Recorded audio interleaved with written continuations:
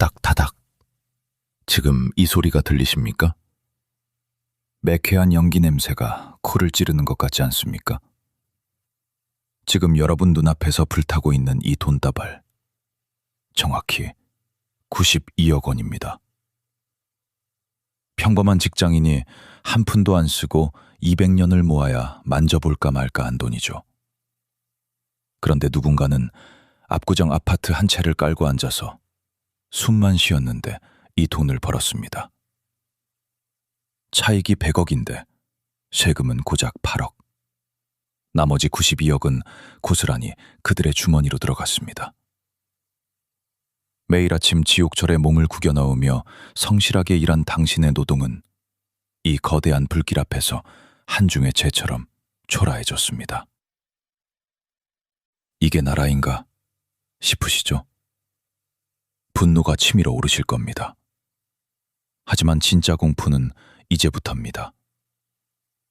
여러분이 분노하는 동안 대한민국 정부는 아주 조용히, 하지만 잔혹하게 칼을 빼들었습니다.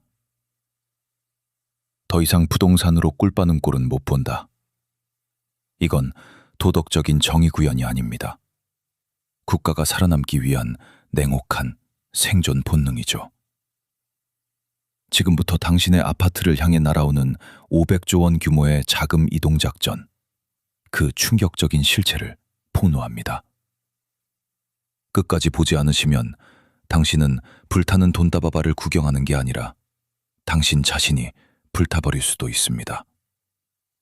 구독과 좋아요는 이 전쟁터에서 살아남을 무기가 될 겁니다. 2025년 대한민국 잠재 성장률 1%대 추락, 노동 생산성 OECD 최하위.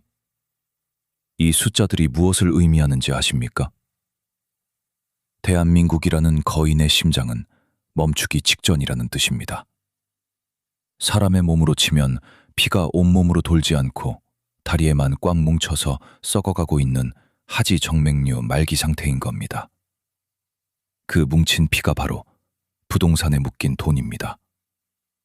공장은 멈추고 사무실은 비어가는데 오직 아파트 단지만 화려하게 빛나는 기형적인 나라. 이대로 가면 국가는 부도를 맞습니다. 정부가 착해서가 아니라 죽지 않으려고 수술대에 오른 겁니다. 그래서 시작된 것이 바로 머니 무브, 즉 자본의 강제 이주 작전입니다. 정부는 지금 부동산이라는 거대한 댐의 수문을 강제로 열어버렸습니다. 고여서 썩어가는 500조 원의 물을 말라 비틀어진 기업이라는 논밭으로 쏟아내려는 겁니다. 집값을 잡으려는 게 아닙니다. 집 살 돈을 말려버리려는 겁니다. 댐이 무너지고 물길이 바뀌는데 여전히 댐벽을 붙잡고 집값은 오른다고 외치는 사람들. 과연 그 물살을 버텨낼 수 있을까요? 최근 정부가 주식시장 부양책을 쏟아내는 게 정말 개미 투자자들을 사랑해서라고 믿으십니까? 천만의 말씀입니다. 그건 우연이 아니라 정교하게 설계된 수로 변경 공사입니다. 부동산이라는 댐에서 쏟아진 물이 엉뚱한 곳으로 새지 않고 정확히 기업이라는 저수지로 흘러가도록 도람을 파고 있는 겁니다. 동네 부동산 중개소에는 파리만 날리는데 증권사 계좌 개설 창구만 불이 나는 현상. 이게 바로 물길이 바뀌었다는 가장 확실한 증거입니다. 코스피 5,000포인트라는 숫자는 희망사항이 아니라 부동산 자금을 받아내기 위해 반드시 가야만 하는 정부의 생존 목표치인 겁니다. 그런데 여기서 함정이 하나 있습니다. 정부는 단순히 물길만 바꾼 게 아닙니다. 여러분 등 뒤에 매달린 거대한 바위 덩어리, 바로 가계부채를 정조준하기 시작했습니다. GDP 대비 가계부채 90%. 쉽게 말해 10명이 번 돈을 다 합쳐도 9명의 빚을 못 갚는 국가 부도 직전의 상황이라는 뜻입니다. 어제까지 여러분의 빚을 자산이라며 부추기던 자애로운 아버지 같던 국가는 이제 없습니다. 지금부터는 빚쟁이를 쫓아내는 냉혹한 추심업자가 되어 여러분의 대출을 강제로 회수하려 들 겁니다.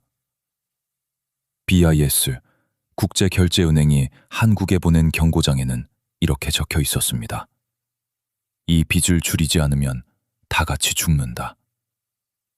혹시 지금 금리가 내려가면 다시 대출받아서 집 사야지 라고 생각하셨습니까? 꿈 깨십시오. 정부는 여러분이 그 생각을 할 줄 알고 수도꼭지 자체를 아예 용접해버렸습니다.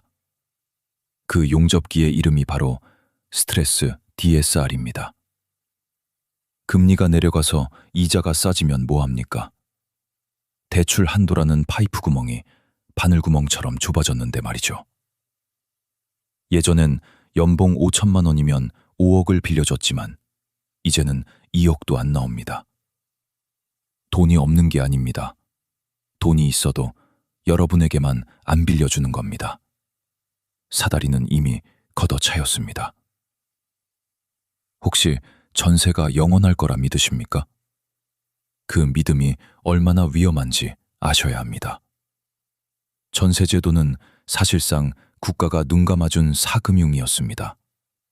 집주인이 갭 투자를 할 수 있었던 유일한 연료였죠. 그런데 지금 은행 창구 가보십시오. 아파트 담보대출 상담하러 가면 찬바람이 쌩쌩 붑니다. 은행정들은 이미 계산 끝냈습니다. 개인한테 돈 빌려주면 망한다. 기업한테 빌려줘야 산다. 연료 공급이 끊긴 자동차가 과연 달릴 수 있을까요? 고철 덩어리로 전락하는 건 시간 문제입니다. 더 무서운 건 지금 이 폭탄을 받아줄 다음 파자가 아예 사라졌다는 사실입니다. 2025년 합계 출산율 0.6명 확정. 둘이 만나서 채 한 명도 안 낳는 멸종 위기 국가가 됐습니다. 지금 초등학교 교실이 비어가고 지방 대학은 눈을 닫고 있습니다. 부동산은 결국 누군가 내 가격보다 비싸게 사줘야 오르는 폭탄 돌리기 게임입니다. 게임에 참여할 선수가 없는데 혼자 폭탄 들고 서 있으면 그게 자산입니까? 그건 그냥 빚덩어리일 뿐입니다. 나는 집값 안 올라도 그냥 살면 되지 라고 생각하십니까? 천만의 말씀입니다. 국가는 이제 당신의 집을 세금 자판기로 쓸 작정입니다. 한국의 보유세 실효세율은 고작 0.16%, 하지만 OECD 평균은 0.53%입니다. 국가는 이 간극을 메우기 위해 세금 고지서를 눈덩이처럼 불릴 겁니다. 어제까지는 집이 든든한 보물단지였을지 몰라도 내일부터는 숨만 쉬어도 돈을 뜯어가는 애물단지가 되는 겁니다. 반대로 주식시장의 빗장은 활짝 열어주고 있죠. 이게 우연일까요? 아직도 강남은 다르다, 강남은 불패다라고 믿고 계십니까? 그건 이제 신화가 아니라 호가라는 이름의 망상일 뿐입니다. 부동산 앱을 켜보면 30억, 40억. 숫자는 화려하죠. 하지만 진짜 거래 장부를 까보면 0건, 거래 절벽입니다. 팔리지 않는 물건에 붙은 가격표가 도대체 무슨 의미가 있습니까? 그건 내 주머니에 들어오는 진짜 돈이 아니라 그냥 스마트폰 화면 속에만 존재하는 사이버머니나 다름없는 겁니다. 환금성이 없는 자산은 자산이 아니라 그저 세금 내는 콘크리트 덩어리일 뿐입니다. 냉정하게 계산기 한번 두드려 봅시다. 지난 20년 음마아파트와 삼성전자, 과연 누가 더 돈을 많이 벌어줬을까요? 많은 분들이 부동산이라고 착각하십니다. 하지만 그건 전세 끼고 대출 왕창 받은 레버리지의 마법에 속은 겁니다. 순수하게 자산 자체의 성장 속도만 놓고 보면 기업은 로켓을 타고 날아갔고 아파트는 거북이처럼 기어갔습니다. 기업은 매일 밤낮으로 기술을 개발하고 혁신해서 가치를 키웠지만 아파트는 그저 낡아가며 재건축 도장만 기다리고 있었으니까요. 당신은 지금껏 낡은 수레를 끌면서 로켓보다 빠르다고 착각하고 있었던 겁니다. 이제 게임의 룰이 완전히 바뀌었습니다. 집주인 소리 듣는 것보다 기업의 주인이 되는 게 훨씬 똑똑하고 우아한 시대가 온 겁니다. 전세가 사라진 자리는 당연히 월세가 채우겠죠. 하지만 두려워할 필요 없습니다. 정부가 밀어주는 밸류업 프로그램으로 기업들이 배당을 쏟아내기 시작했으니까요. 따박따박 들어오는 배당금으로 월세 내고 남은 돈으로 여행 가는 삶. 반면 깔고 앉은 집 한 채 지키느라 평생 대출이자와 세금에 허덕이는 삶. 어느 쪽이 진정한 경제적 자유일까요? 선택은 이미 정해져 있는 거 아닐까요? 망설일 시간이 없습니다.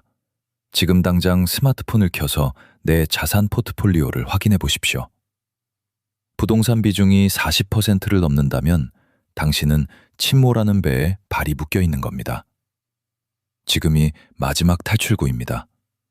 배가 가라앉기 전에 구명보트로, 아니 튼튼한 크루즈선으로 갈아타셔야 합니다. 배당 수익률 5% 이상의 우량 기업, 그들이 당신을 대신해 돈을 벌어오는 시스템에 올라타십시오. 이건 투자가 아니라 다가올 쓰나미에서 살아남기 위한 생존 매뉴얼입니다. TV를 틀면 전문가라는 사람들이 나와서 공급이 부족하다, 지금이 저점이다라고 떠들죠. 그들의 말을 믿는 순간 당신은 건설사들의 악성 재고 처리반이 되는 겁니다. 전국에 쌓여있는 미분양 아파트가 산처럼 쌓여 있는데 도대체 뭐가 부족하다는 겁니까? 그들은 좀비처럼 죽어가는 건설사를 살리기 위해 당신의 지갑을 인공호흡기로 쓰려는 겁니다.